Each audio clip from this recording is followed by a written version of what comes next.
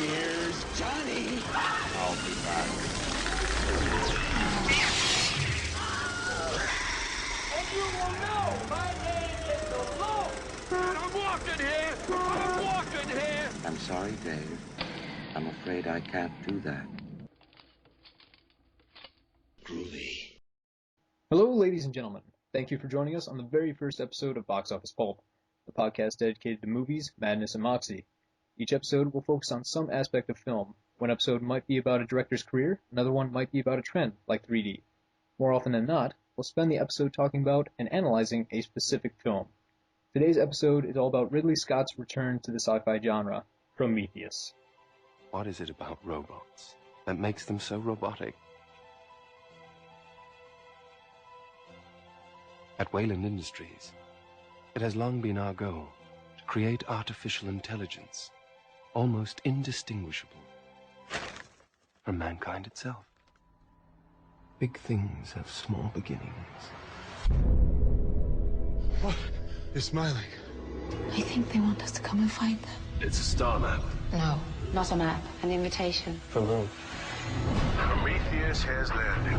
If you're going down there, you're going to die. From the director of Alien, Blade Runner, and Gladiator.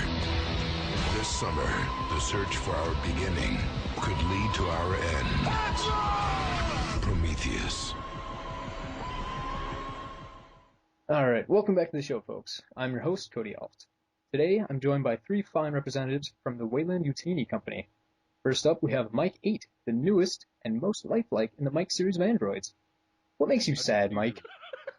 I wasn't expecting that. The unknown makes you sad, apparently. I'm just imagining myself just crying uncontrollably about war. So it's the standard Wednesday night for Mike. Next up, we have a representative from the terraforming colony on LV-426. How are things looking down there, MB? Things are looking well. Have you checked the ceilings lately? Oh god! I also would have accepted, kill me! I'm an android head. Well, that's good to hear. Last up, we have what appears to be a large fossilized elephant man with a hole blown out of its ribs. We have taken to calling it the Space Jockey, or James Lewis for short.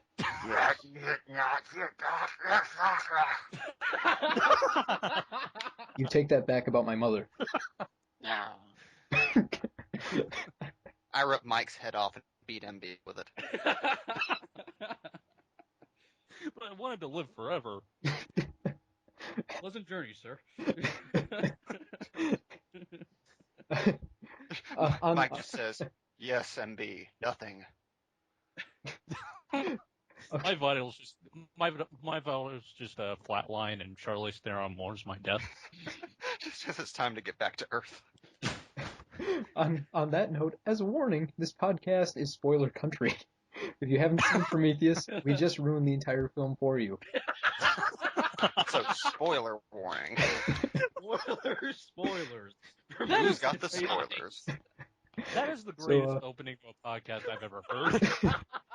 So, do yourself a favor, if you didn't hear any of that and you haven't seen Prometheus, go track down a copy. There are digital copies available right now. You can go to iTunes, watch the thing in high def, and the DVD is scheduled to come out October 9th. Right, or you could download a torrent. Shut up. Shh. So whatever you do, don't listen to Hero. James, he's a liar. Then come back and listen to us after. This is a warning. We're occasionally going to call James Hero. It'll happen. We'll get used to it. Whether That's like my slave name. And Cody will occasionally be called Flexo. And I'm fine with that. I don't know why I put Cody. It's a jump. And I'll always be called MB. Yeah, sorry. It's got to be. Say your true name, MB. You're in chains. I will kill all of you. That's not the reference I was going for, but I like it. References going on. God. To bring us back on topic. It's officially a movie podcast. Okay, to get us on topic for Prometheus. Not that I don't love the Wolfman. Yeah, if you haven't seen the movie, go find it somewhere or another. Trust me, it'll make a lot more sense if you watch that before you listen to us talk. All right. With that said, Yeah, don't be one of those motherfuckers who listens to the commentary before he watches the movie. You know who you are. Go to hell. yeah, agreed. Rosebud's the fucking sled. Prometheus dies at the end. What? No! God damn it! I had 10 more minutes I was going to watch while you two guys were talking. But thank you, Cody. Thank you. Technically, that's true. Prometheus does die at the end if you call a ship dying. Also, Bruce Willis is a ghost. Did you what? Oh. They call him Mr. Glass. All right. I like the tech up there. And with that said, let's start things off on, I don't want to say more positive note, but slightly more sensical note. Now let's talk about what we enjoyed about Prometheus and why we felt it was something we wanted to discuss in length. So, I'm going to go with MB just because I know he didn't like the movie as much as the rest of us. Well, first of all, I just want to say that this has been long since planned to be our first real episode. Like, yep. Prometheus was always going to be it from the gate. Mm-hmm. That's very true. And to be fair, it's like, while I don't care for the movie as a whole, I was kind of disappointed in it. There's a lot to love about the movie. Like, I will fully admit that there's a lot to love. Like, first of all, what I noticed the second time that I watched it is there's not a single performance in the movie that I don't like. Like, all of the acting in it is great, especially Fassbender, but I also really love Elba. I think we can all just go on for hours about how great Fassbender is. Elba? Oh, and Elba. Yeah. I also think Numi Rapace is probably going to be overlooked as time goes on, but I actually think I really like her performance as Shaw. I think her character really comes even though she's only my second favorite girl with a dragon tattoo. I don't know. I think with her, it's more evident in the second half of the movie how strong her performance is when she actually has to start doing things. So it's definitely something that's well done. You just got to wait a little while for it to blossom. Well, also I like what she brings to it in sort of the believer aspect of the character. Like, I like the wide-eyed, sort of just unabashed. She completely believes in what she's doing. Yeah, in a movie full of deception and cynicism, she's almost childlike in the way she views things.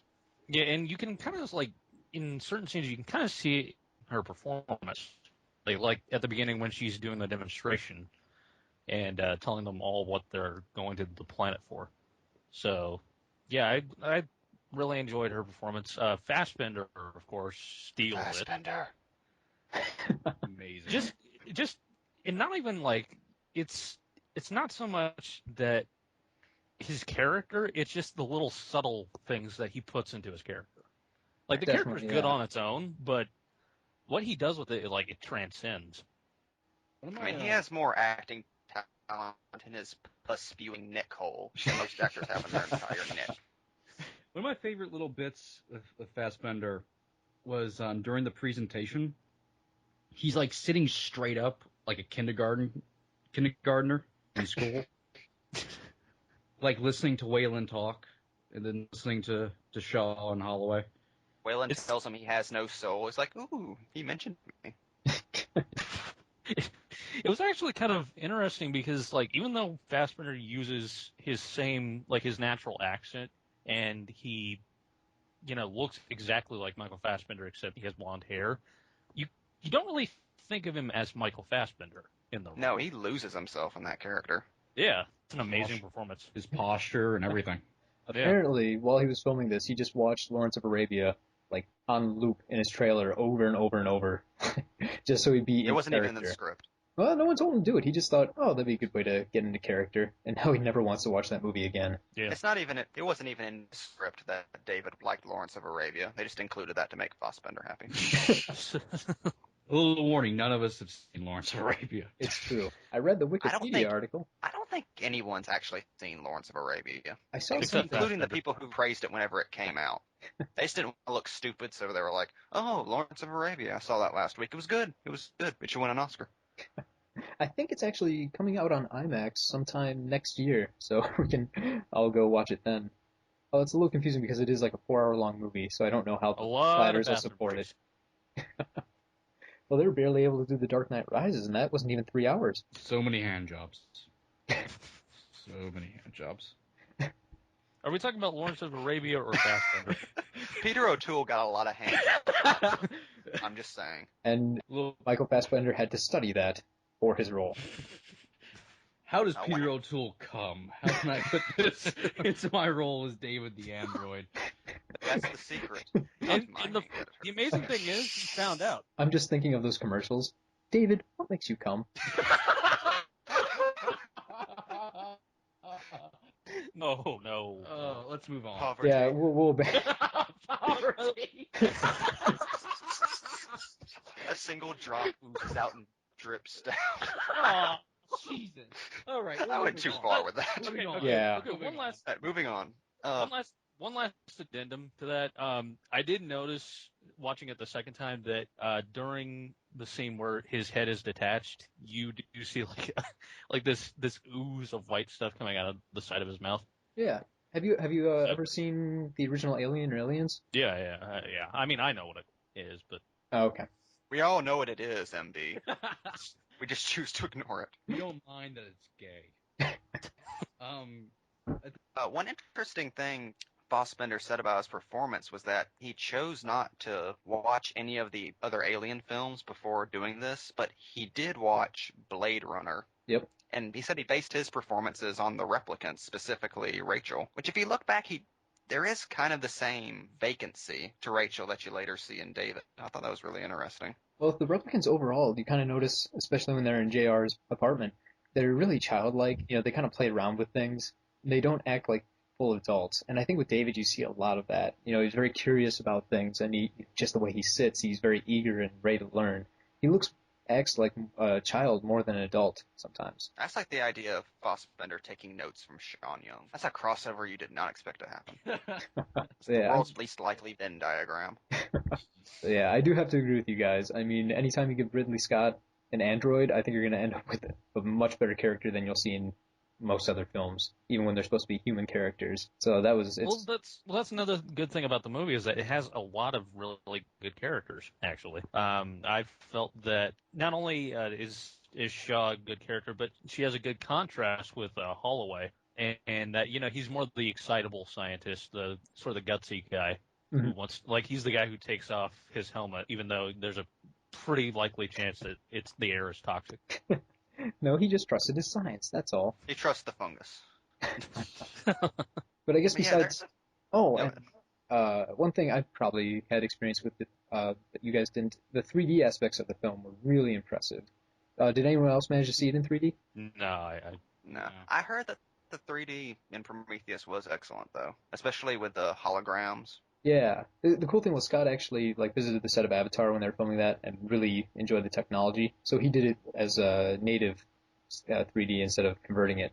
And it really shows. The opening... Oh, go ahead. I was just going to say, what's weird about that is that, you see the scenes in the movie and you can see how they would apply to 3D, but at the same time, it's like, even if it wasn't a 3D movie, you could see that just being coincidental, almost. Yeah. Oh, yeah. Yeah, nothing it really feels out of place. There's no, sticks pointing out the screen at your face. That said, having seen the 3D version, this is one of the few movies where I actually prefer the 3D take over the 2D take. And a lot of times I don't really care. But with this one, the opening shots as they're going over the countryside, it felt so immersive watching that. It was a great way to kind of draw you into the movie to begin it. And then all the stuff with the holograms. Imagine the perspective on that would be amazing. Oh, it was. All the stuff with the holograms, when Dave's kind of spinning around just in amazement looking at them, you kind of feel the same way in the audience because they just keep expanding and going everywhere. There's so much depth and it kind of jumps at the screen a little bit. So that was cool. And the silicone storm, I mean, that was pretty neat too. So there's just a lot of stuff that worked in that movie that would seem almost gimmicky in others. Like every time in Spider-Man, there'd be sparkles of dust flying at the screen. Yeah, honestly, the visuals in it are just stunning. Oh yeah. Just absolutely amazing. It's very well done CGI that's fully immersed in the movie. Well, it's kind of cool. A lot of it's not even CGI. Some things you would assume they would CGI were practical effects. Like the black slime, when it's moving around when they first enter the ampule room, was actually like a cornstarch put over top of a speaker. Scott saw that on the internet. Like, in the commentary, he says that with like a little puffed up voice. I saw it on the internet. Yeah. I'm not so old. Wait, he turned into Isaac. That's the only voice I know how to do. Oh, fair enough. So, what do you guys think about the score? I thought the score was really well done. Yeah, I love the Score's score. phenomenal. I'm a little mixed on the score. There are some parts that definitely feel traditional horror style, and then there's some parts that feel maybe a little too adventurous for the spirit of the movie. But overall, it's pretty good. I like that though. Yeah, honestly, I felt like I don't know. It's like going back to some stuff I don't like about the movie is that it's kind of like it's contrasting in tones, but I think the score really plays to that and makes it less of an issue almost because it's like it is an adventure movie, but it's like you get to one part of the plot and it becomes almost something else entirely.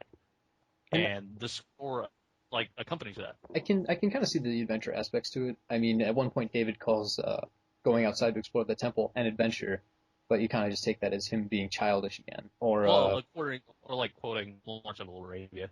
Yeah.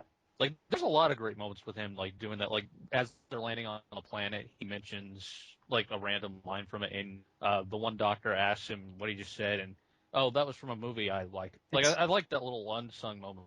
It was. He's so proud that he has a movie he likes. Just curious, there's an android who has no emotions, has a movie he likes. No one even pays attention to the fact he mentions like, oh, there's a movie I enjoy. Like at this point, they should be getting a little concerned that he has free thought, but nah.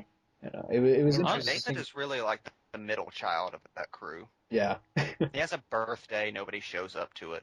He's sitting alone in his quarters with a cake. It has 8 candles on it. He's smiling even though nobody's there. Happy birthday to David. He gives up after 2 verses. But he would sing the voice with all 3 of the 3 tenors at the same time. It's really disturbing. Glass breaks all over the ship. His genitals also sing the whole thing. They're big enough. Oh yeah, I've seen it. A swinging pendulum of desire. I feel like if we're going to talk about David and Michael Fassbender, we're going to be here for many more hours than we intend. We should probably just save David for a little later. Yeah, probably. Yeah. There's a lot I want to say about it, so we'll push that off. Let's keep it fairly general right now. What else did we enjoy? Obviously, the acting, the characters, although some people would argue on a couple of the characters. The set design, fantastic. I'll have a little thing to say about the characters later. Yeah. MB's got beef. But the set design, the cave is amazing, and especially the temple.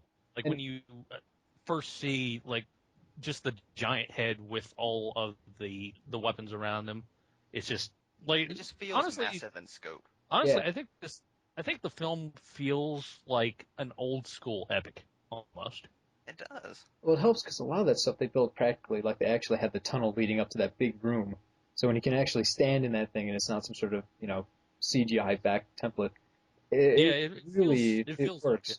Like it. Yeah. And it's like at the same time, it doesn't feel out of place when you go to like the exterior and it's like it's an all CG planet almost. Yeah, and a lot of the planet stuff was actually filmed out in like, the backlands, and then they would have a CGI screen way in the background so they could replace like the sky. So they managed to squeeze a lot of the scope out just out of physical locations, and I think it paid off. Also, I noticed like the sky does take up a lot of like the scenery. Almost, it's beautiful. That's a nice thing. If you watch Predators, they almost never show the sky because they didn't have the budget to CGI in like alien planets and stuff into the background. So with this movie, they could actually use some money and make it look like they're on a different planet. Going back to the temple, one thing I really loved about the design was that feels like you can never quite grasp if it's a cave or if it's a ship or if it's something organic. It feels like all 3 at once. Mm-hmm. It's kind of off-putting. Yeah, and they went back to Geiger's original designs for it too, which is definitely a plus for him. Although his original was a little bit more boob-shaped. Yeah. Well, to be fair, vaginas and boobs and it's kind of that guy's thing. So many tanks. Boobs and Vaginas by H.R. Geiger. His coffee table book. His memoir. They're all incredibly disturbing. They influence a future generation of artists. Yeah, and besides the set design, the creature design too, I thought was really interesting. I mean, the Deacon was a great step between Alien, so it's familiar, but still something new. The 5-field zombie was interesting. Although we did see on the deleted features that there is an alternate take on that, and the pros and cons of each version. But what we got in the film was pretty good. Yeah, also, I noticed, like, I didn't notice it the first time I watched it, but when Holloway is, like, in the midst of his final bit of transformation, like he takes on a really extreme look. Yeah. That I thought was actually pretty terrifying, actually. Yeah, personally, I think I preferred the CGI version of Fifield as opposed to the one we got in the movie. I don't know. It looked neat, but I had to see how it worked in full motion to see if that CGI held up. But I did like the fact that they had the real actor's face present, so you could identify with it a little bit more, even if it was a completely monstrous version of that actor. I actually kind of prefer the more alien version of Fifield that they built. The one in the movie just looks a little too much like Hector Hammond for me. Although, why can't I be you, David? What's interesting is if you look in the art book, there's some concept designs for the Fifield zombie. One of the earlier designs, he has kind of a deacon look to him, which I thought was interesting. Yeah, that's kind of like a xeno, like the side of his skull is very xenomorph-like. It's like almost elongated, but has kind of the same spine kind of design going through it. Yeah. I mean, if they had gone with that, the implications of that would be fascinating. Although, one connection I did like, in the movie when they bring back the engineer's head, they trick it into thinking it's alive, right before it explodes, it kind of expands, and the cranial lobe, I guess, sound fancy, expands, and it looks very similar to how Fifield looks as a zombie. So there are parallels to how the infected kind of, their heads expand and look and all that good junk. Yeah, never noticed that. Yeah, interesting. So there is some visual continuity between what the infection does between the engineers and humans. And before we move on, we have to talk about perhaps the greatest pro of this movie, Captain Elba. God, yes. Space Captain Elba. And his accordion. Captain Idris Yannick Elba. The man who banged Meredith Vickers. In space. He turned off the gravity just to do it. And David fucking watched. And he cried a single tear. For in space? In space. Elba in space. In space, everybody can hear Charlize Theron come. Talking about Elba does remind me, too, the viral campaign for the movie was something I just adored. I mean, if you can advertise the film without giving away its secrets, it's always a bonus. And they had new content that was really exciting and different from what was in the final film. So, oh, yeah, we've got to talk about the virals. Yeah. Happy Birthday, David, in particular, in addition to being a great viral, he's just a legitimately fantastic short film in its own right. Like, I've watched that one so many times. I showed it to my girlfriend. Like, I just thought it was cool. I showed it to her, and she kind of freaked out. She's like, this is really creepy. So it really communicated the vibe I think they were trying to get out to the general audience. Very unsettling. I hope whenever they release the DVD that they do something similar to what they did with the Darjeeling Limited, where you can select to view the viral ads as a prologue before starting the movie. Did you guys watch the transmission prologue little video thing they released like last week? The one with Yannick? Yes. No, I haven't seen that. Yeah, that was weird. That was very strange. The first half was pretty much pointless, but the second half is really interesting to just watch that guy, like, they're getting him ready to go on this mission, he's smoking a cigarette, he just doesn't really care. It's a great piece of character development that I almost wish was in the final film. I'm convinced that that's not actually something they were shooting for the film, that was just a makeup test. And Elba was actually smoking in the suit. He just walked off on him. I'm done. This is some bullshit. In his southern accent. He's very amazing. What is Idris Elba's actual accent? He's British, so... Really? Yeah. It's really interesting to, if you go online and listen to him read Heimdall's lines before they did, like, the voice manipulation for Thor. The dude is, like, seriously becoming one of my favorite actors. He's just, every time he pops up on screen, I was in love with the movie. MB has 8 copies of Ghost Rider 2. He made Ghost Rider 2 work. Almost. I actually forgot he was even in that movie. I guess speaking of bad after it's things... scraping at the door, you can't remember anything. Yeah, that's true.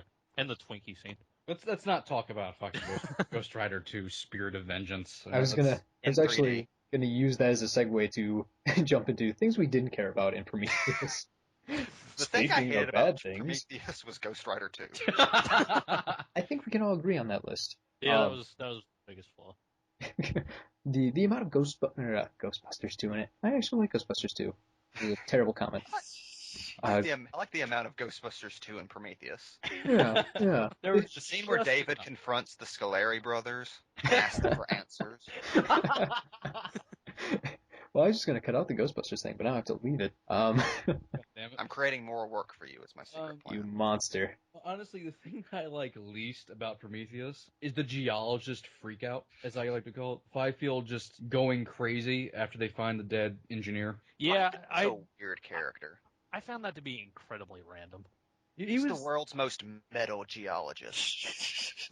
I do Did have you not realize he was a geologist until like halfway through the movie? I just assumed he was like a hitman or something. I do have a theory on this, that Vickers really didn't want this mission to work, so she just hired like the worst scientist she could get her hands on. Because she does mention she personally hired a lot of them. During the viral video with Captain Yannick, he doesn't seem like the kind of person you want piloting the most sophisticated ship in the world. So Fifield and Milberg seem like two kind of klutzes like, who would hire them? One's like smoking pot on another planet, and the other guy pretty much seems like a putz. The other guy is way too eager to touch space vaginas. Hey. We're all like that. Well, true. I didn't know what he was going to say there. The tension. But Fifield's like, Fifield I think is the biggest problem. Thankfully he's kind of gone fairly quickly, but he was doing pretty good until that freak out that comes out of nowhere. It's just too much. Game over, man. Game over. I can understand his trepidation just for the fact that he wakes up on a spaceship and they tell him, we're going to prove that God is false, or that, we're just made by some aliens. And it probably challenges a lot of his beliefs. So if someone just woke you up and told you that, you'd probably be a little freaked out. And when you find out they're probably right, it's a little concerning. Listen, if I found a giant dead corpse that looked like that, with the weird skull thing, I'd be freaked out too. Yeah. The problem is that the freak out's too much. Yeah, here's the thing, is like, I completely understand where he's coming from. It's just the fact that he's directly in Rapace's face, just screaming every little line. It's like Scott probably should have toned him down a little bit. In Holloway's there, just kind of like brushing it off, even though it's like he's screaming at his girlfriend. He's up to 11 for no reason. Well, he does have that haircut. Though, god damn it, are the pups awesome? They are. Oh, that was another thing. All the technology in the movie was like, it looked like something we could have in the near future, and I really enjoyed the effects behind it. Like the pups were great. The surgery port. Oh, the med pod. How has nobody thought of that? It's one of those things I just assumed. Like whenever I saw it for the first time, it's like, oh, they're doing that. But then when I thought about it, I thought, well, actually, I've never seen that in a movie. Like, it seems like one of those things that would be in every science fiction movie. It's such a no-brainer. Why has no one thought of that? It's like they don't even really use it in a way to where it's like it's this brand new idea. It's like it seems integrated into the world. Like it's just such a natural part of it. You don't even give it like a second thought. Well, in the movie they mentioned there are only like 12 made in existence, so they're apparently pricey. It's and they're only for men, because fuck women. It doesn't understand vaginas, but it understands love. No, it doesn't. You're so cold. That med pod does not understand love. Don't you say it does? It will never marry my daughter. What? Love? You leave it out in the rain. Also, Fifield's probably the worst geologist to get lost in a cave he just mapped. The only thing I can say against that, and I'm trying to figure out a way to reason it, is the map appears on the ship, but not on his communication system. He can't personally see the map, which seems like a dumb design. He was reading something on his wrist and telling them which way to go. He has coordinates, I believe, on his wrist, but that's it. Personally, I think the temple's like, Hogwarts. It just rearranges itself whenever you walk through it. Actually, didn't anyone else kind of find it odd that the pups, when they're released and they're going through the thing, like it took half the movie for them to realize that the cave is in the shape of a ship? That was a bit odd. I think a door had to open for it to finish scanning something or other, because one of the pups was just sitting in one spot. Yeah, David had to open a door. Oh. And Elba was too busy getting some of that space snack. Also, it seemed like all the pyramids were actually connected underground. Yeah, they are. Yeah. It's supposed to be like an entire fleet.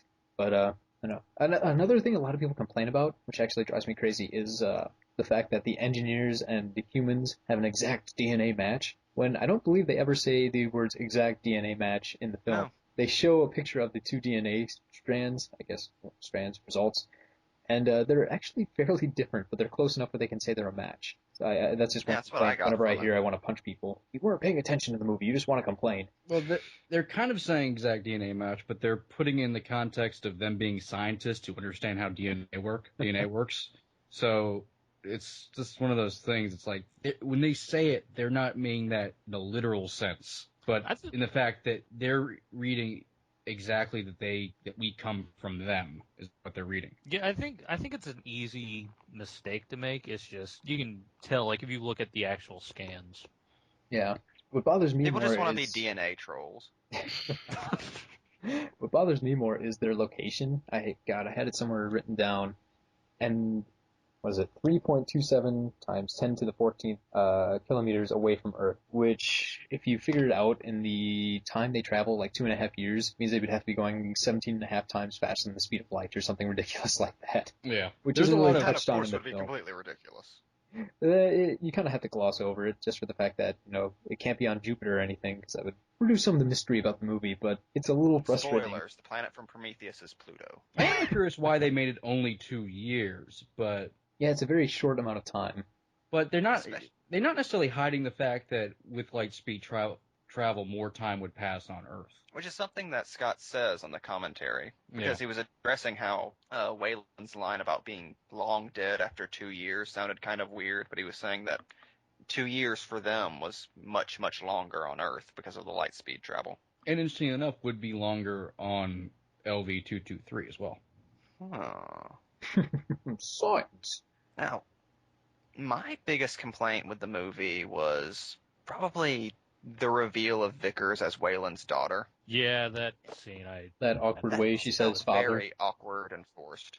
Well, it's not so much the awkwardness. It's just that I saw it coming the minute Vickers was on screen. Like there was no reason to make that a surprise. I felt the acting between her and the hologram, even just like her response to it, made it obvious enough that she was related to the guy. There's literally reaction shots where it's like you can tell exactly what she is. Yeah, but I think they just had to throw that in there so main audiences would know. Oh, they're connected. Oh, father and daughter.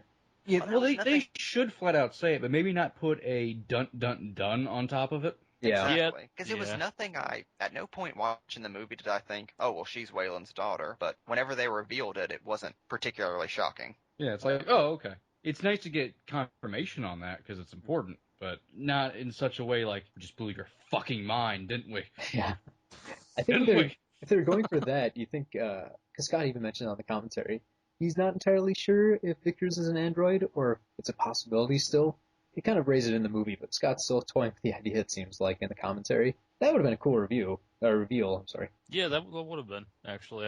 I was legitimately curious, like, whether or not she would turn out to be a robot. Mm-hmm. Especially because of the connection between her and David. Yeah. Only Captain Elba knows. And they do stuff like they tell her to stand in corners and she's supposed to act very cold, so Scott directed her like she was an android. So it would make sense if that were the case. But we'll talk about the connection between David and Vickers later. Before that, I have to get to my second biggest problem with this movie: the death of Vickers. Yeah, killed off like Cal Penn and Superman Returns, like a fucking red shirt. Like, yesterday when I was watching it, and I had to keep in mind that there is more to it going on, maybe than I took for granted in the entire movie, like some of the plot points and all that. I was looking for something to justify the Vicker death. I couldn't find anything. Like it just didn't. Why didn't she just turn left? God damn it! I hate movie people running from things that are falling. The ship wasn't even that wide. It was kind of hilarious to see her, and not only that, but a C-section Shaw running from the lodge in the exact same direction. C-section Shaw like her variant action figure.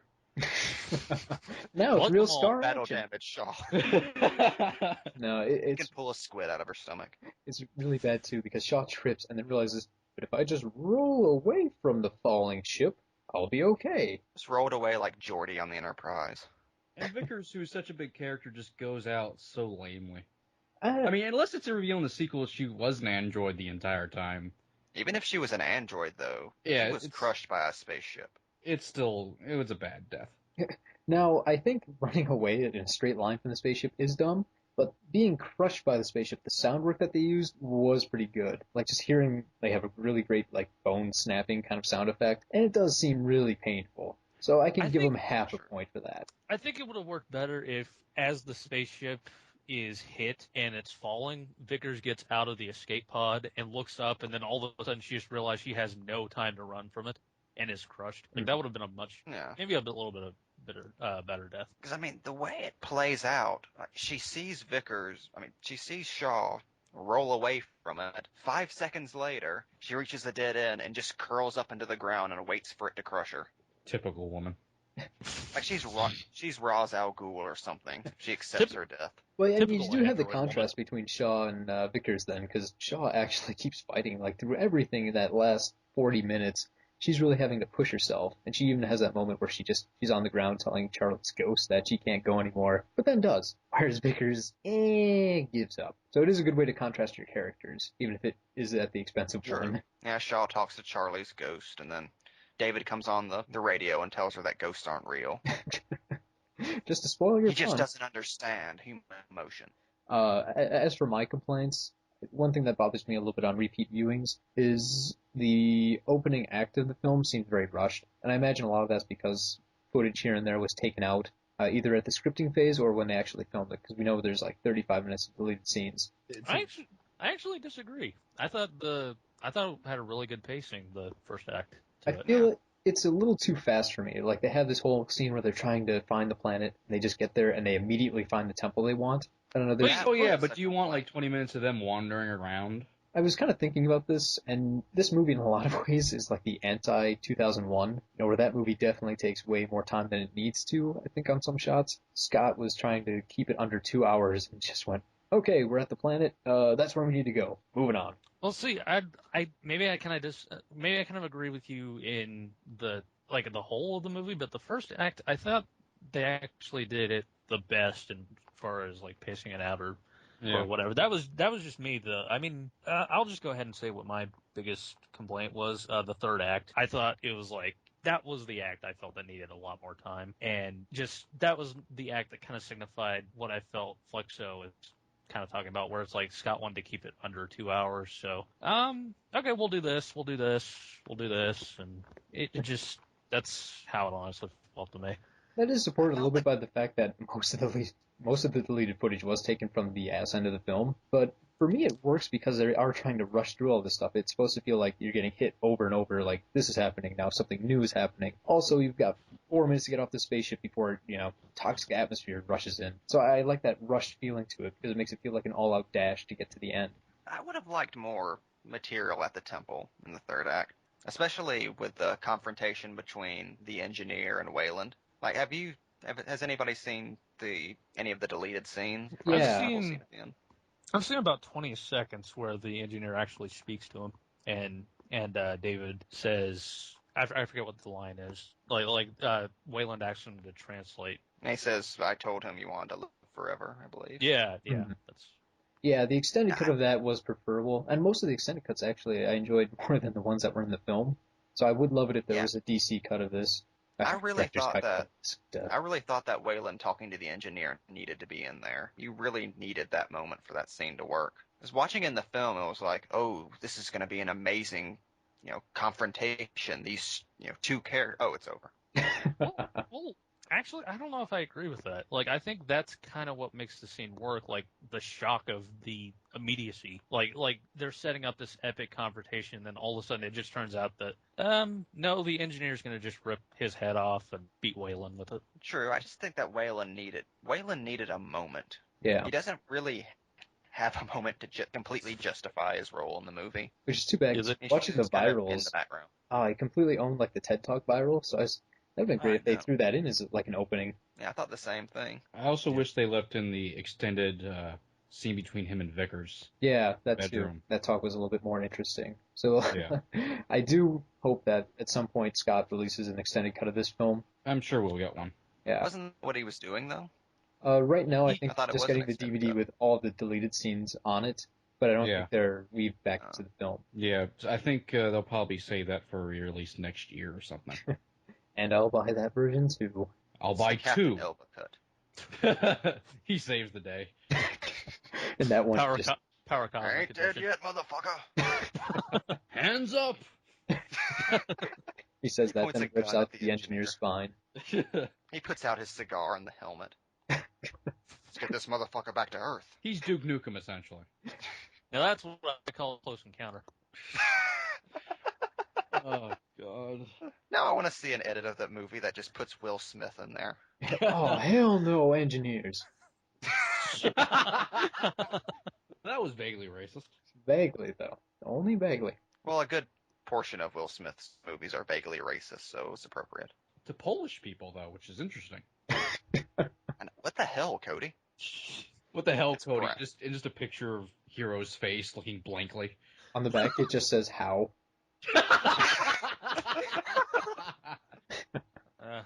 Well, I suppose it's gotten down to me, and that I should probably talk a little bit why the film didn't work. I've been waiting, because, I mean, I've gotten some different reviews. I saw it with a large group, and I got different opinions in there. Some people really didn't care for it. Some people I didn't expect to like it, loved it. So I'm always curious to see what people didn't care about. Well, I think deconstruct Prometheus in front of our eyes. Go.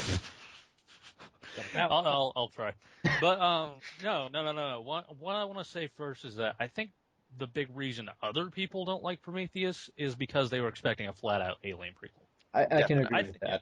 I think the fact that Shaw wasn't running away from xenomorphs and trying to get facehuggers off and flat out just blatantly obviously going into Alien was what a lot of people just didn't expect. Like, they didn't expect Scott to do something completely different. And it's like, it's not Scott's fault, because he said multiple times, this is a completely different film. It just has strands, maybe, of the alien DNA in it. Like, you can tell, like, there's an influence.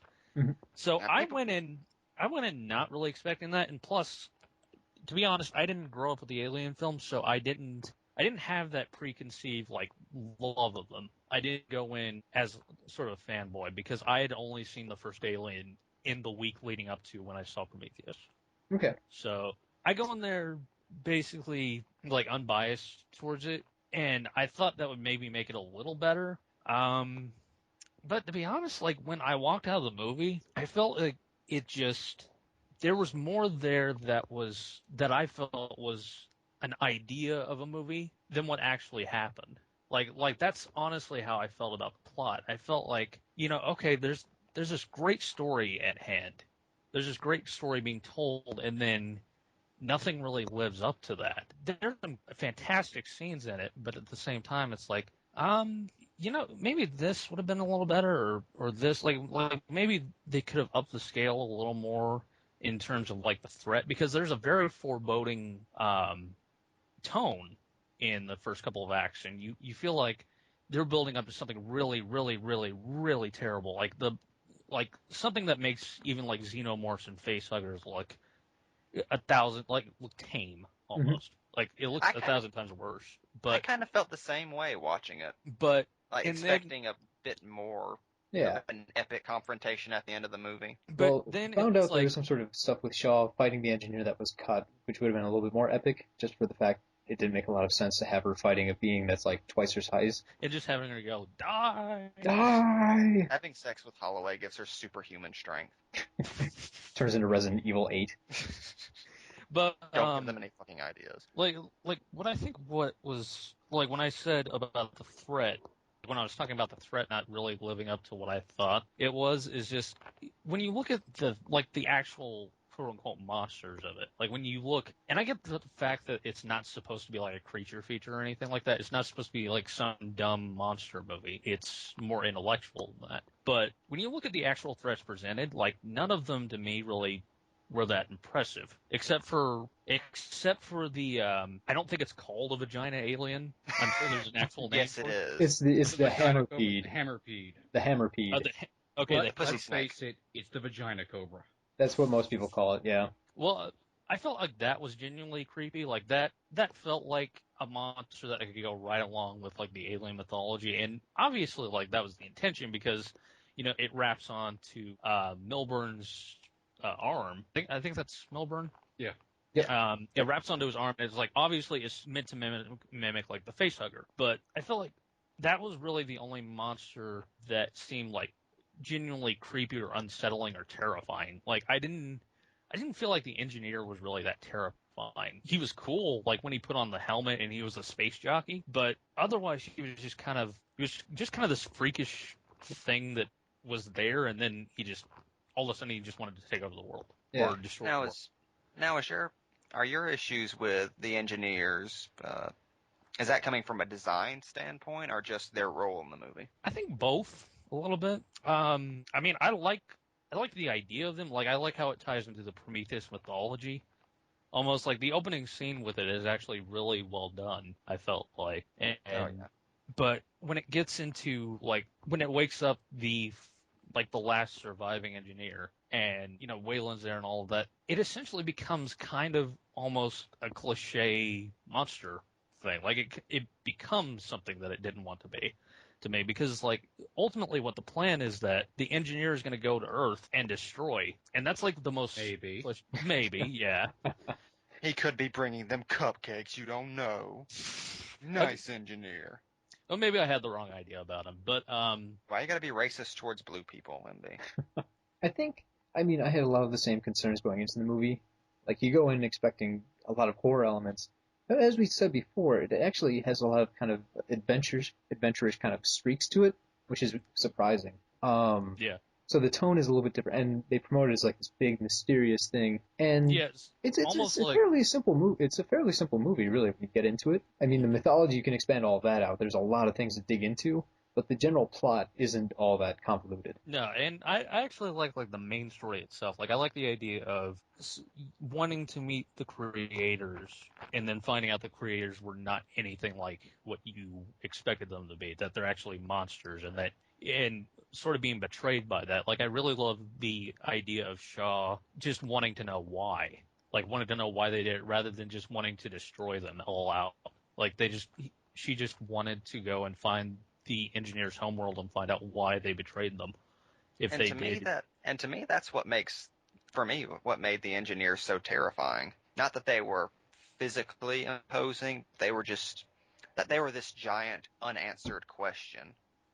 Yeah. Well, yeah. The fact that question is unanswered erodes the very foundation of what every human being believes. Well, yeah. They've destroyed everything you believed, and they're not going to give you an explanation. Yeah. They do not. I mean, I did like that aspect. It's just that almost kind of contributes to my complaint is that it feels more like ideas being thrown at you than a movie happening, like a plot, like part of the plot happening to me. That was just my thing, though. It's like, yeah, well, I see entirely where you're coming from. I think that's a valid issue. Yeah, there are a couple other elements that I don't like. I didn't really like Vickers. Like, I know, well, it's kind of a dumb thing to say, actually. The character isn't meant to be liked. I didn't like Hitler very much. I didn't like the ham. He was a I didn't like guy. the vagina. I didn't like the vagina snake. I didn't think its motivation made any sense. This wasn't very friendly, and yeah, it was kind of a dick. Hey, I see literally there. Yeah. Yeah, Vickers. I like the idea of the character, but just that character never quite gets the resolution she needs. She feels like a character waiting to happen, which is one of the reasons her death bothered me so much. No, I think. Oh, go on. Go ahead. Oh, go on. No, I've been talking for long enough, though. Well, go ahead, man. Partly. Oh, well, what I think is that. It's okay. We're not going to yell at you. No fight. What I think was that I didn't mind like Charlize Theron's performance. I actually thought that scene with her and David, where she's desperately trying to find out what Wayland said to him, is like you can see a lot of her talent shine through the role. It's just that I didn't care for the point of the character. Like I didn't care for why she existed, or like the cliche sort of resentment towards her father for picking someone else. Like I liked Wayland's relationship with David. I thought that worked well, and I could see where it comes from with Vickers, but I don't know. It's like Vickers kind of felt one note to me. She felt like a character that was being set up for something much more important in the third act, but then she just disappears. I will say I at least get her motivations. Like, I get why she burned Holloway as he was trying to, well, he intentionally killed himself, but, like, I get why she was trying to fly away. I get why she was doing basically everything. She's not inherently evil, which I appreciated, because it could have easily gone that route. She just wanted to get with Shaw. She had to get the competition out of the way first. Yeah, and with Elba there, Yeah, well, it was Elba's idea. Yeah. The man wanted a three-way. He's the captain of the ship. When the captain of the ship asks for a three-way, you fucking oblige. Hero, not everything is a lesbian. Not everything is a lesbian. That vagina snake was so a fucking lesbo. That's what we're actually here to talk about today, folks. Hero's obsession with lesbians. This is actually a podcast for Maury. But Lesbo intervention today on Maury. Go. But what were you gonna say earlier, Mike? I was gonna say that Vickers to me is almost just an add-on to the puzzle that David is. True. I wish there was a little bit more to her, but she's just part of kind of David's arc, or whatever's going on with him, kind of clues to him more so than everything revolves around David. Why not?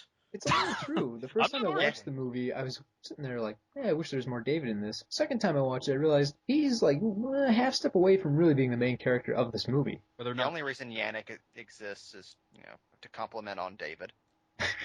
The engineers are just another aspect of David's personality. We're gonna get into Fight Club theories for this movie. The vagina cobra is just like what David wants to be.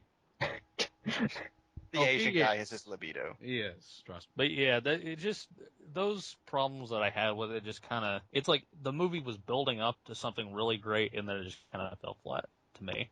That was the main reason the movie didn't work for me. But I still contend that it's a fantastically made movie. I still contend that it's definitely watchable. Like I had no trouble watching it yesterday at all. It was great, but it just didn't work. So if they were to come out with a sequel, they're planning on a sequel, would you go see it in theaters or wait for DVD or just skip it and wait for other people to tell you it's halfway decent? It would depend a lot on what the story is for a second one and like what it looks like from the previews. Like the previews for Prometheus, let me just say, are like some of the greatest trailers you'll see in quite some time. Like that. I just love that noise at the end of each trailer. Warning alarm, scream. So good. Yeah. That really built up a lot of tension. And that was the thing, is that because I had no prior real exposure to the Alien films, like I had seen Aliens for a commentary that we did, but that was the first time I'd ever seen it. And I hadn't seen Alien until the week leading up to Prometheus, so I really didn't have any vested interest in it until I saw the previews. And I was like, holy crap, this looks awesome. Yeah, and I think commentaries on iTunes. Mini plug. Yeah, I think that connection to the Alien films drew a lot of people in, but it also turned a lot of people against the film. There's a very loud minority of people, I think, that absolutely hated the film, and those people happen to be like film critics or film bloggers. So you see so many. Pretty much every blogger. You see a lot of negative opinions online, and they seem overwhelming. But if you look at Rotten Tomatoes, the critic score was 73% for the movie. For audiences, it was 72%, which is one of those weird scenarios where the critics and audiences actually were on the same page with each other. The stars aligned. Which is so weird because the movie, by all accounts, has a lot of mixed reaction. Like you were saying earlier, like you went to a theater with a ton of people, and people you didn't even expect liked it, and then other people hated it. Well, it's like you really can't judge a movie by a complete consensus with this, because it's like the consensus is all over the place. Yeah, and I think the big factor for me, the girl who loved it was a girl who hadn't seen any of the other Alien films. She didn't get the connections between this and the other ones, and she wasn't looking for them. So she was able to just watch the movie on its own merits and enjoy it for what it was. One of my friends went with me, one of my best friends, and he, loves the Alien films. He came out of it and thought, not my favorite. But he was hoping for a lot more connections, I think, a lot more direct connections between the two film series. For a year, they hammered into people's heads, this is not an Alien movie. Going as far as to lie and say it is not connected at all to the Alien franchise or that universe. It doesn't matter. To be fair to this guy, he makes it a practice not to watch movie trailers or anything like that before a movie comes out. Basically have a friend tell him, this movie is set in the same universe as Aliens, it's about space explorers. And then he'll go, oh, it sounds interesting, and he'll go see it. Because he doesn't want the trailers to kind of form his opinion of the film before he sees it. And in this one, just from whatever buzz he had heard beforehand, he knew Aliens, so he went in thinking that. A world without movie trailers. My God. I don't know how he does it. It's like being born deaf. No, it's not. It is exactly like being born deaf. There is no difference. It's There like is being no difference between that and being born deaf, Mike. No, it's like being born without balls. So it's worse than being born deaf. Yes. To take it a step back, we can say whatever we want about deaf people, I just realized, because there will never be a written transcript of the show. Oh my Never. God. They are all assholes. God. Someone's signing this right now to like their deaf neighbor. Well, Why do I suddenly regret this? Box office pulp, ladies and gentlemen. Well, we had a good run. Yeah, we made it an hour. I understand people not really attaching themselves to the movie, it not being people's things. Like, whenever somebody tells me they don't like Prometheus, my reaction is, oh, okay. Meanwhile, there are other movies where I will just flip out if I hear somebody doesn't like, because it's the kind of movie that's made to appeal to a select group of people. Not just specifically sci-fi people, but just people with a certain aesthetic. It's not made for the people who flock to see Transformers: The Dark of the Moon. Well, it's not just that. It's not. I mean, no, I understand what you're saying. I agree. It's not for everybody. I don't get angry when people say they don't like Prometheus. I get angry when they say I don't like Prometheus and then, like, protest against the movie. See, that's what I don't get. The outrage at Prometheus. I don't get outrage disliking any movie, to be fair. But Prometheus especially, it's just, if I didn't like Prometheus, I would still be able to say it's just not for me. I'd be able to recognize that. Well, maybe it was just because of the buzz behind it. Like, I remember in the months that it was coming out, like, everyone wanted to see Prometheus. Everyone, that was on the top of their list as far as anticipated movies. Even some people even had it like above the Avengers or the Dark Knight Rises and Amazing Spider-Man. Like, people really wanted to see this movie. Yeah. So I guess it could like come out of, we didn't get what we want, so we're going to protest it until we do, even though they're not going to. The negative ones are always the loudest. Yeah. But I would agree with MB. I feel like there was so much hype for this movie when it was coming out. You know, Ridley Scott hadn't done a sci-fi movie for, God, how many years? It's 2 decades. Yeah. Well, what was it? It was Blade Runner came out in 82. Yeah. So you had that much time in between. It's like 30 years between sci-fi movies. So that's going to draw a lot of people in the film industry to be excited. So when they see the movie and it's not everything they hope it's going to be or imagine it's going to be, I can understand them being upset. But I think they pushed it too far. I can understand getting upset. I can understand being disappointed. But I read one review from, like, not a random internet crazy, but like one of the guys who does Penny Arcade that said, this movie makes me want to punch somebody in the face. Yeah. No, on Slash Film, they had like one review where they're like, this film gets a 3 out of 10, and they just put it on the front page as a huge rant about the film. It's like, that doesn't seem very fair. I mean, I can understand you not liking the movie, but why put that opening weekend? And there are other people who kind of want to go see it, or if they did enjoy it, no, they have to feel dumb. When you type in Prometheus into Google, what pops up in the suggested searches is Prometheus sucks. That might be the name of a porn, though. You don't know that. That's a spin-off. Spoilers, Prometheus sucks. Prometheus sucks in the end. Spoilers. And the complaints, like, the stuff people come up with as to why the movie's bad because they're so smart. That's why they don't understand the movie. I've actually seen that numerous times, saying that's the reason the movie doesn't make sense to them, is they're too smart for it. They said it while solving a giant Rubik's Cube and sitting in an egg chair.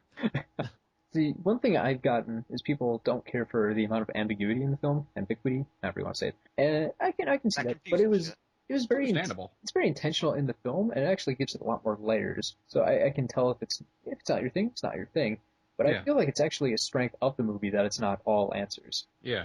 I mean, that's a complaint I hear from a lot of people who didn't enjoy Lost, you know, Damon Lindelof's other big confusing thing. So I can understand people getting frustrated by a movie that's about a long search for answers, ending with another longer search for answers. But I'm the kind of person who thinks that mysteries are always better than explanations. Because who remembers a fucking explanation?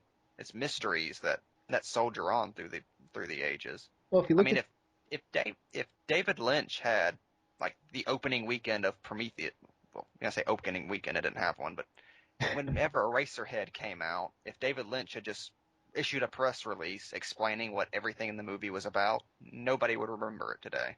Yeah. It's the mystery that makes things sustain. Yeah, or even the original Alien. I mean, we're here because of the space jockey, and that no one knew what that thing was. There's just a really weird set piece thing, and it caused a lot of speculation. If Alien came out now, everyone would say the movie sucked because that wasn't explained. It was a plot hole. Yeah, that's what pisses me off the most. People who say things in Prometheus that are plot holes when they're intentional not answering a question. I think part of the problem is looking at like Internet Movie Database forum postings and stuff like that, and they're the worst. All because you don't know why David's doing certain things in the movie. That's not a plot hole. Yeah. Meanwhile, they turn around and say like everything that's wrong with The Dark Knight Rises can be explained off screen. It's like, what logic are you following? This is coming from a huge Batman fan, by the way, folks. What? This is coming from a huge Batman fan, by the way, folks. So we can have that on the record. I mean, these are the same kind of people who complain that these days Hollywood just spoon feeds you everything. Nothing's ever open-ended. Nothing's ever, nothing Hollywood makes you use gives your us head. everything. Hey, where's my tapioca? Is that what was coming out of David's head? Maybe. Because if so, at least Shaw will have a snack on our way to the engineer home. No. One more mystery solved. Would you like some in vanilla flavor? I'm imagining her drinking it out of the head. David, why are you so tasty? David, how? Fuck you, I was going to do that exact same fucking joke when we got into the mysteries. Burn in hell, MB. Burn in hell, Bankman. Alright. Moving right Damn it. I think we've ranted about that for I mean, let's get into our bread and butter here. This is what I'm really interested in. It's just the number of ways you can take this film. I know Mike said he had something like 10,000 tomes written just on this. Just film interpretations. Yeah, he's writing a thesis on Mike wrote a book about Prometheus. It took him 6.5 years, and the movie hasn't even existed for 1 year. It's a miracle. Time travel. Yeah. Faster light speed. Well, yes. No, the movie took 2 years to get released, so technically more time passed when you could write the book. Yeah, Scott, he told him about the movie in passing like 10 years ago. Mike's been writing about it ever since. He went to Mike for ideas about the movie. That explains the vagina cobra. It does. It does clear up a lot of those points. Explain the mural to us. Oh, we'll get to the mural, my friend. Why don't you start with the mural? I mean, that's a good focus point. Everyone loves the mural. It's a great piece that stands out to everyone. All right, we can start with the mural. Why not, I say? Don't sound so nonchalant. You love that mural. I do. You love that mural, Mike. Come on. I do love that mural. He's carved it into his floor. Don't tempt me, man. Do not tempt me. I'll put glass over it so you just walk on top of it, have dinner parties, and... He's got a tattoo on his back, like in Red Dragon. You see? You owe me all, MB. Just let me go. I hear He's glued you to a chair. It's Elmer's glue, but he still can't break free. It's wood glue. I'm not very strong. Is that your Philip Seymour Hoffman impression? No, it was meant to be me, not Philip Seymour Hoffman. It's a bridge between the two roles. I like it. All right, we're speaking of the Xenomorph mural in the what would you call that place? A cathedral almost? Kind of an altar, because if you notice, right in front of the mural, there's a little stand with like a green shell, like an egg or something on top. Yeah, of it. A green egg. It's interesting. I'm sure we'll get to that, but yeah, it's on like a kind of a circular platform that it's right in front of the mural. Mm-hmm. Very interesting. Now the mural, of course, is of a xenomorph. Technically, you could say it's of a deacon, not a Xeno. I believe it's the deacon. Yeah, it does look more like the deacon, but let's, for simplicity's sake, let's call it a xenomorph. Okay, fair enough. Especially after I bring up some other things in the mural that I don't know if anyone else here has noticed. Yeah, you actually made a discovery as late as like 2 days ago, as far as the mural is concerned. Now, of course, the Xeno in the mural is in a Christ pose, which is very interesting, especially since it's on an altar, much like a Catholic church with the cross right there. That's the big reveal. Jesus was a xenomorph. No, He just Jesus had was a an engineer. fake beard. Well, he does have assy spit. Just gonna let that hang. Now, what I discovered last night, of course, looking this up, other people had found this. It doesn't seem a lot of people actually know about this, because you can barely see it in the movie itself, and there's only one behind-the-scenes picture of the mural out in full daylight where you can see this plainly. There are two face huggers in the mural. Has anyone noticed that? Yep. Yeah. Okay, you've noticed that. But have you noticed that they are attached to two engineers? I didn't think of them as engineers, I just thought of them as people, but that would make sense if they'd be engineers. Yeah, on either side below, there's two face huggers attached to the faces of two engineers. Now, if you want to try to connect the movie back to Alien a little bit more, let's go back to a actual deleted scene from Alien that not a lot of people... scene. Whoop, whoop, whoop, whoop. not. God damn that scene! Now that GIF's stuck in my head. God damn you, MB. A lot of people know they actually shot this scene, but they've just seen concept art of a mural that was in Alien that doesn't actually show up in the film. There's actually an interview with Dan O'Bannon where they show a piece of the scene while he's talking about the xenomorphs. Where they shine a light over the mural. The mural shows a space jockey. It's Alien, so we'll just call him a space jockey. Okay. Clearly wearing also a spacesuit. So I know there's been a lot of debate that, the space jockeys weren't supposed to be wearing spacesuits in Alien, but now they're shown wearing spacesuits in Prometheus.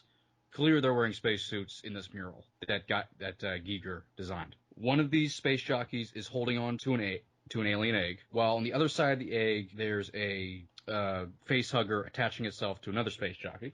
And below that on the mural, by the way, the mural does look like it has two ladies bending over. They're kind of surrounding it because it's Giger. Of course you noticed that.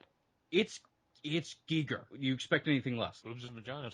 And below that is a chest burster coming out of a space jockey. Now, concept art for that mural also exists. That if you look at this mural that Flexo here just posted, everyone listening at home right now is just desperately trying to find it. I did not post it on your computer. He does not have that not technology the internet. yet. But just you wait. By the way, I just noticed that the deacon in the mural has a vagina in its abdomen, and now I can't look away. God damn you, Giger. Now, there's concept art for that original mural as well that shows a face hugger going into a white, hairless being that looks pretty much identical to the engineers. So the original Giger design is actually used for the engineers in Prometheus, interestingly enough. It's Billy Zane. It's possible. And that original piece of concept art is in the mural in Prometheus at the two corners. That's what the face huggers on the two engineers is actually that original piece of Giger concept art that was supposed to be in Alien. Huh. It's actually really interesting, to go that far back. And of course, also seems to show that the xenomorphs and facehuggers and all that do exist prior to the events of Prometheus. This is one thing I thought about the other day, just the timing of things. The xenomorph, we always refer to the Deacon as like the proto-xenomorph, but if we were looking at time-wise, wouldn't the Deacon be after the xenomorphs that we're used to in the movies?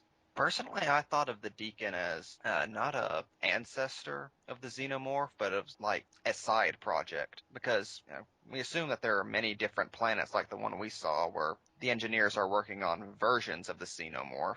I just took that as that particular lab's version. It's also kind of interesting that in the concept art for the Deacon, he's pure white, much like the engineer. That would have been interesting to see on film. That's kind of interesting. So have we ever considered the Deacon is actually more of a combination between, like, it's almost a completely new type of xenomorph that's been created? Yeah, it's almost like an evolved version, like the next step in xenomorph evolution. Because in the Alien movies, if I'm not mistaken, they were only shown, the facehuggers were only shown attaching themselves to humans. So it could be possible that a different creature is created depending on well, that is species an, the host in Alien is. 3, yes. Yeah, they explain in Aliens that if you or Alien 3, sorry, like if a facehugger were to get on an ox, your alien would come out looking more ox-like or have more ox qualities. Yeah. So the alien can incorporate the host DNA into itself somehow or another. Yeah. Now, whether or not that is canon is a little bit shaky, but That's true. I think Scott only acknowledged Alien and Aliens when he was making Prometheus. Speaking of which, in the mural, how do you feel about the fan shape behind the xenomorph? Do you think that's supposed to represent the Queen's crest, or is that just some sort of design aspect? It looks a lot like the Queen crest. That's kind of what I thought. So it's possible. It may just be the type of design they use, but it does look a lot like it. It makes some amount of sense, because if you go bottom to top, you have, facehuggers, chestbursters, the xenomorph, and then the Queen on the very top. So you have your ranks of alien going from lowest to highest. Evolutionary chart, and the mural is also in the shape of an egg. Oh yeah, that's a good point. So it's all there. It's all kind of wrapped up in that one mural. At least everything we've seen so far, except for the whatever you want to call it, the end of the film, the thing that impregnates the engineer. Yeah, kind of the mega facehugger. I'm not sure what to even begin to call that. There was a name for it, but I can't remember offhand. It's a trilobite. Yeah, trilobite or something. Yeah, that's it. The trilobite. And going back to unused ideas from Alien, the actual canisters that they come across were actually in an early draft of Alien. Yeah, I know Scott said when he was making the film, he went back and looked at a lot of his early concept art and a lot of his early drafts and ideas, and then wanted to incorporate those into Alien, because it had been so long he'd forgotten or wasn't familiar with a lot of the ideas and topics he'd originally worked with. Yeah. You mean incorporate into Prometheus? Yeah. Sorry, what did I say? No, you said Alien, but you put you it said back Robin to the Hood. original film. It's the Fox Robin Hood from Disney. I would watch that. You can also find these original script pages too if you look online. That have they find it in Alien. They originally would find another room that had sealed canisters in it, a lot like the eggs. Essentially, it was the exact same room for Prometheus, save for the head. It's kind of interesting to think about the. I don't know exactly what you would call them. I don't think they're pods really, but when David the canisters. When David brings back the canister and looks at the liquid on his finger and says big things have small beginnings, it's almost kind of like that's in itself like kind of a nod to Alien, like an earlier version of Alien. Like it's almost like David is commenting on sort of the pre-draft of Alien. David is meta. I guess one thing we have to consider too, we talked about this a little bit before, if you think on the mural it's the xenomorph or the deacon, that can make a big difference to your interpretation of the mural or the story in general. If it's supposed to be the deacon on the mural, it makes it seem like they're worshiping the idea of the deacon, and that's supposed to be what they're trying to get at or want. If it's supposed to be the xenomorph, what the hell is the deacon? It's interesting, though there are they're Giger facehuggers on there, but yeah, which do look pretty different. Actually, the facehugger that comes out of Shaw, when it's more squid-like, looks a little bit closer to the Giger facehugger. The curled tail, yeah. Yeah. Well, his is more squid-like. Well, you could view the giant squid and the deacon as an original creation by David, and not something that the engineers originally intended. I think it depends. Well, going into theories, I guess you have to look at why the engineers made life on Earth in the first place. There are some theories online that the engineers made life on Earth so they could basically drop these capsules on Earth and use it as a breeding ground for mixing new DNA and making these aliens for whatever purpose. I mean, fans are arguing about that. So you could say they had this in mind. I mean, they know what humanity is going to be like since they made it. Yeah, maybe humanity was almost like their side project. Like, it's not really their focus. Like, that's not really the creations they wanted to come out with. Like, it was more in line with, like, the xenomorphs and facehuggers. Those were the actual life forms they wanted. Yeah. And mankind was just an experiment. I don't know if just an experiment, because they do feel like wiping us out. And that obviously would take a lot of resources and hate for them to want to do that. One idea is that humanity is like a form of livestock or a crop for these guys, and they have to harvest us in some way for their own needs. Well, I don't know if it necessarily requires hate, because there's that line between David and Holloway that says, why did you create a being like me? And Holloway just says, I think because we could. Maybe like the engineers just kind of have an ownership of them, and they feel like they can it's their right to be able to exterminate humanity. Where there are resources that they can use for a future project. I think we're an incomplete project. You actually believe the engineers are real? Can I? That's better than everything else. You start a church. Don't fucking tempt me, man. Oh god, going back to that mural, it's like Mike already has like the blueprints for the temple that he's gonna use. Xenochrist. Xenadu. It wears like a xenomorph hat. But it is interesting. Engineers do appear to almost worship the deacon xenomorph, whatever you want to call it, in an altar. And judging from the mural from the unused one from Alien and what appears in this mural, it's like the facehugger thing is almost like a sacrifice. Yeah, they seem to canonize the whole project and revere it. Yeah, the whole process. I mean, sacrifice definitely runs throughout the movie too. I mean, we open with an engineer sacrificing himself to make life, and I think that's kind of a theme that you can get anywhere in the movie if you look. That to create something that has to be a death first, and it's part of this natural order of things. For life, you have to have death. Death is a huge meaning in this movie. I mean, Holloway, his sacrifice right there. I mean, that's probably the most blatant one in the movie. Oh, and let's notice when Holloway dies, he outstretches both of his arms. Yeah. Just about everyone or everything in this movie has to make the crucified form at some point or another. Just kind of going towards that self-sacrifice angle. It's like they're directed by Martin Scorsese all of a sudden. Elba stretches out his arms as he's doing Theron. Hands up. And actually, going back to the scene MB was talking about with between David and Holloway, the because we could scene. This is the night before Holloway's to die, and he's there drunk. He's actually playing with an ornament of baby Jesus while having this discussion of creation with David, and then it's also the day before he dies. Mm-hmm.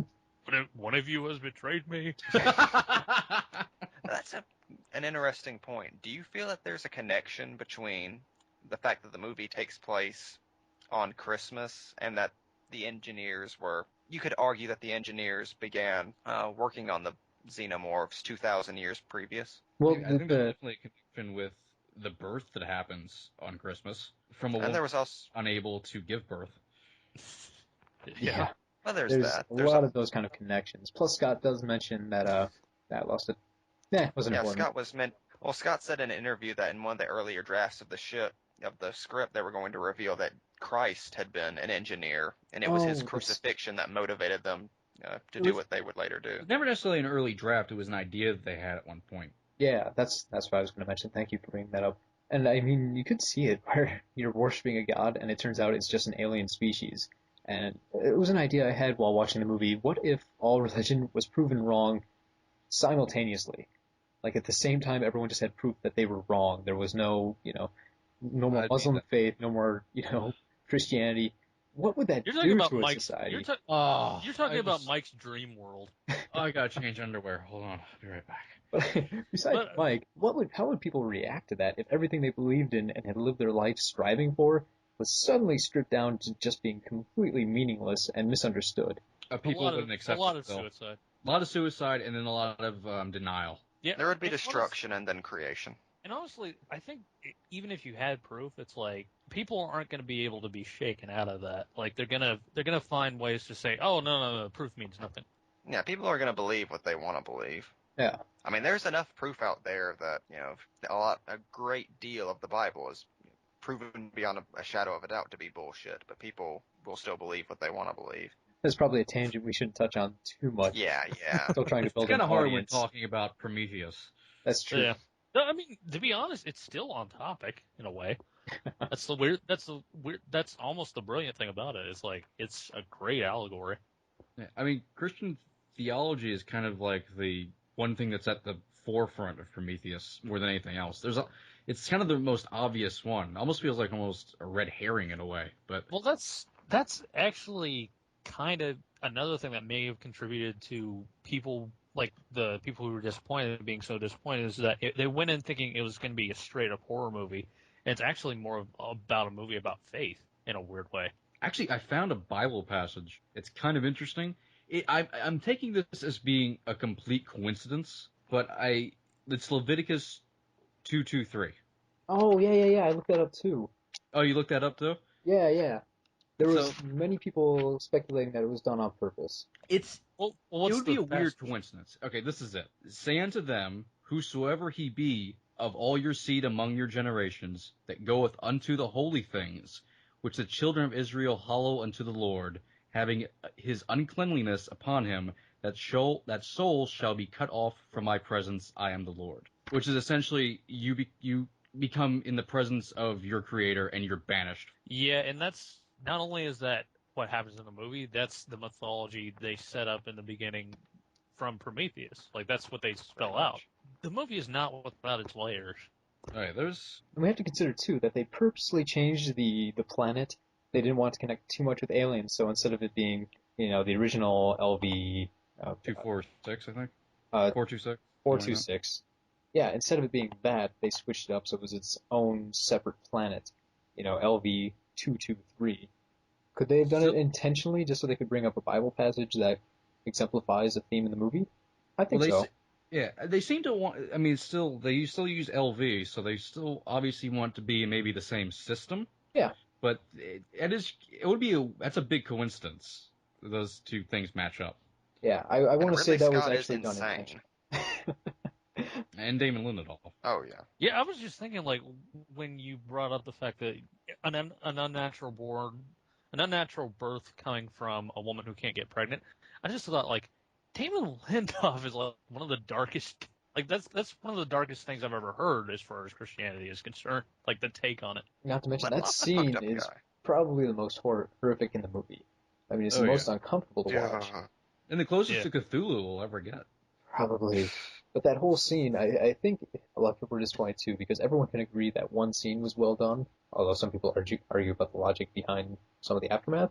But that scene itself just really takes everything to a new level. Yeah, that was, when I walked out of the theater, that was actually my favorite scene. Like since watching it and since watching it again, I think I've got a couple others that I like more, but that was just the unabashed, most disturbing, most like, kind of almost what I wanted out of it, and that scene really delivered. I think that scene is the equivalent to Alien having the chest burster. It's that scene. Oh, definitely. Very graphic, very grabbing, and it's that idea of body horror. You're not in control of what's happening to yourself. And it's a dramatized abortion. Yes. And it's not even that gory. It's just almost the idea of what's happening.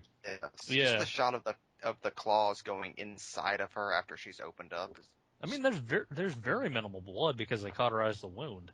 Yeah.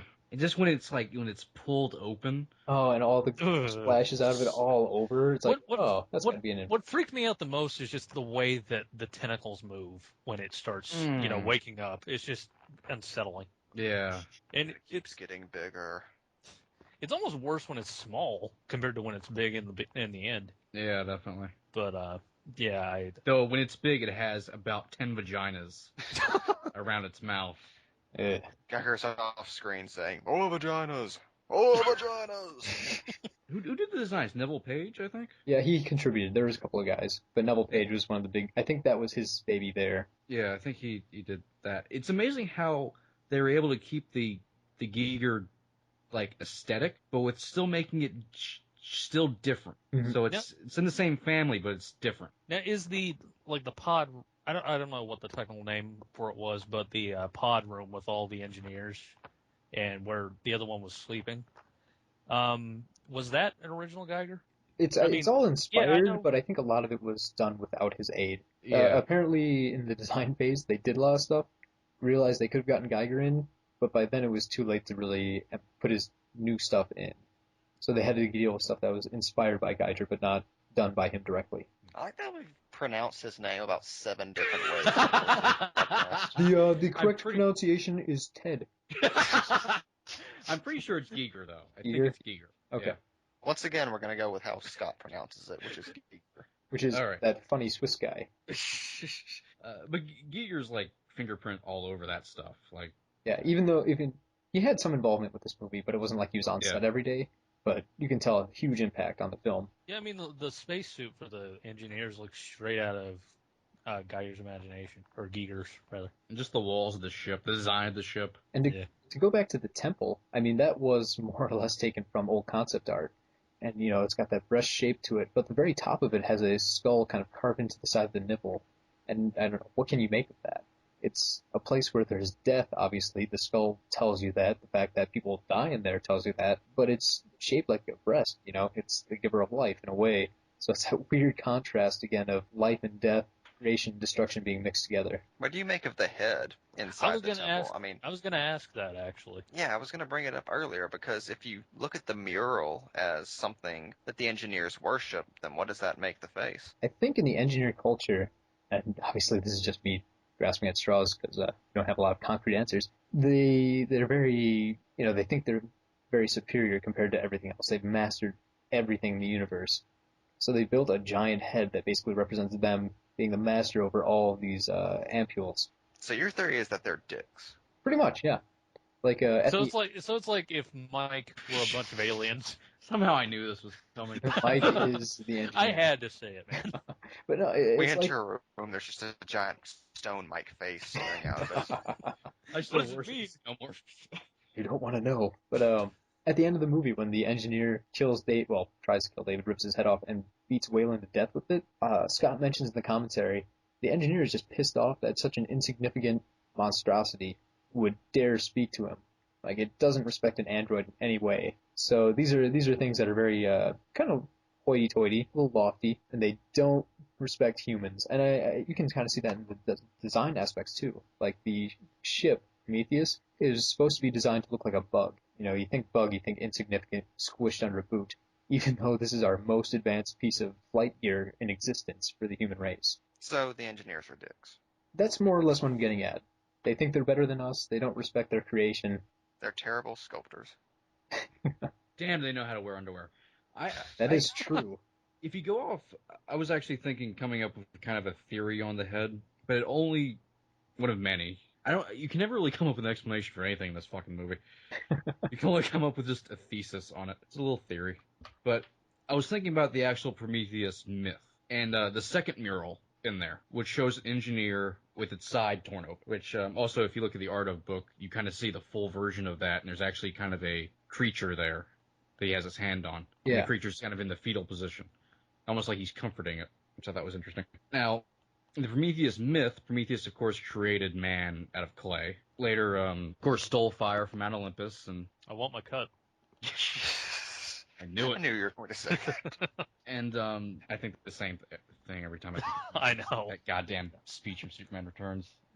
It was awesome, though, so goddamn anyone.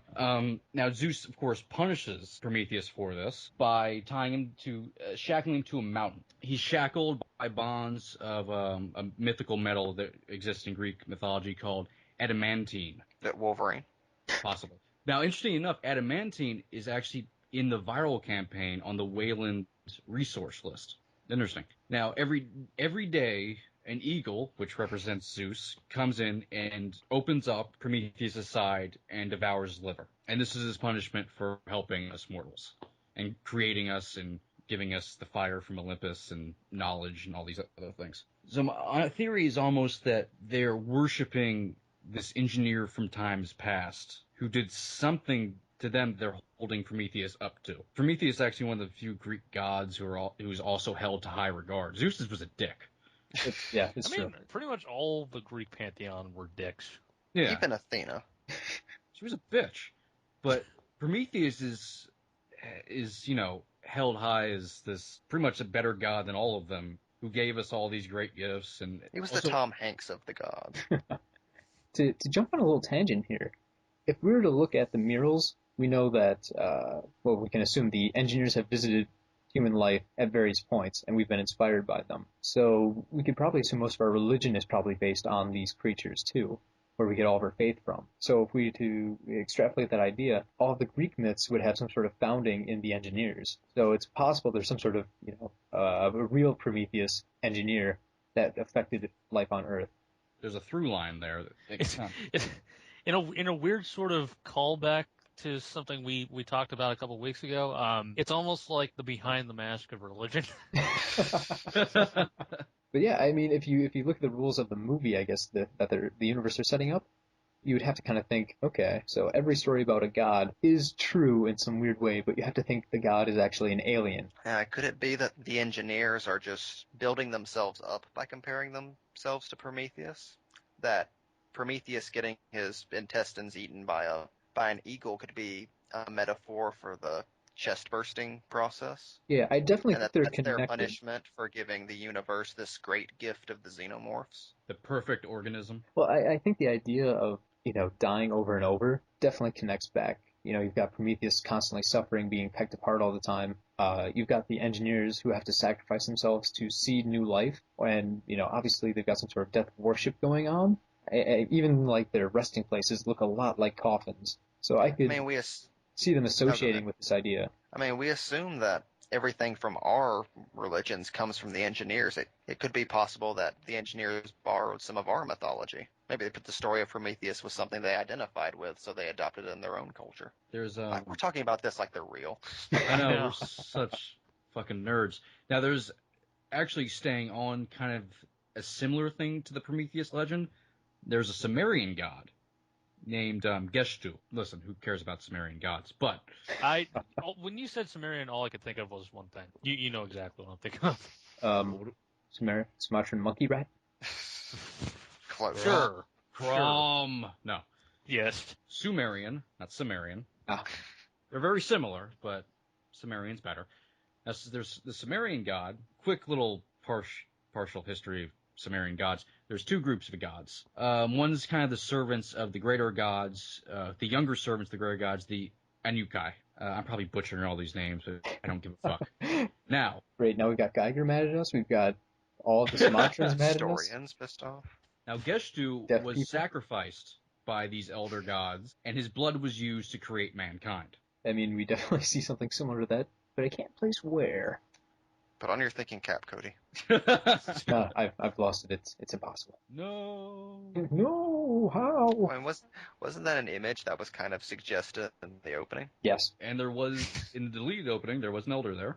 And it's interesting that Wayland is an old man who wants his young, quote-unquote, son to help him gain eternal life. This might be going off in a little bit different direction, but I wanted to say this while I still remembered it. I saw one fan theory that the connection between this film and Alien was that the space jockey from Alien is Prometheus, and that he was the one who caused the outbreak on LV-226 that killed all of the engineers in Prometheus. So essentially we have one rogue engineer that saves humanity. I guess in this case, the xenomorph, or the formula for xenomorphs would be some sort of fire, and managed to steal that away and save humanity and kind of doom his own species in the process. He does have like an abdomen kind of wound in the end. They see him fossilized to the chair with his chest blown out. Well, I mean, obviously when they go to the caves, that is very much, almost like the crew of the Prometheus is taking fire from the gods, and that their ruin comes because of it. Getting all intellectual up in here. Okay, something not intellectual. My favorite crazy fan theory. Before the movie came out, there's a lot of speculation about what the giant head was in the ampule room. My favorite theory was someone came up with David becomes a time traveler. Oh, fuck. Goes back in time, becomes the father of the engineer race, and the giant head in the room is an ode to David. I hope that's what happened. I remember that. It was from a fake script, I think.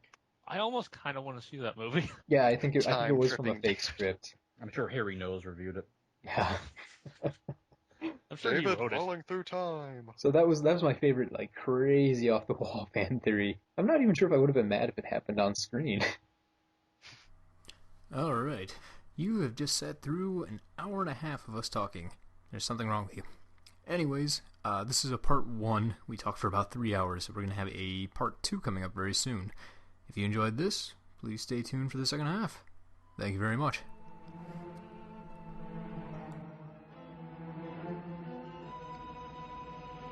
And like that,